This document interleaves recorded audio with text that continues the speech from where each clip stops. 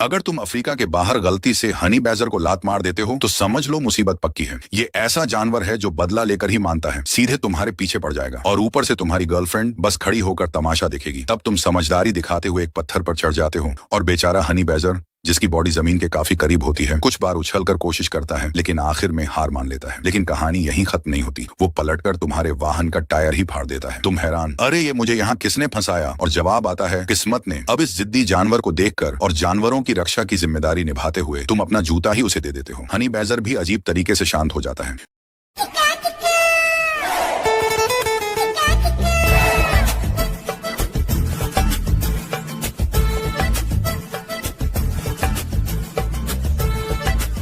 देखकर तुम भाग निकलते हो, लेकिन भागते भागते हालत खराब, पैर ऐसे जल रहे जैसे तवे पर चल रहे हो। फिर तुम सोचते हो वापस जाकर जूता ले आओ, लेकिन जैसे ही मुड़ते हो वही हनी बैजर फिर से पीछे पड़ जाता है और इस बार 3 दिन 3 रात तक पीछा करता है। लोग पूछेंगे तुम्हारी गर्लफ्रेंड कहाँ गई? तो जवाब है मदद लेने गई है। अब थक चुके तुम एक और चाल चलते हो, खाने से उसे बहलाने की। लेकिन हनी बैजर भी कम नहीं, उसे तुम्हारी चाल समझ आ जाती है। फिर भी तुम किसी तरह उसे उलझाकर भागते हो, पर वो फिर पीछा नहीं छोड़ता। कुछ समय बाद तुम दोनों ही थक कर चूर हो जाते हो।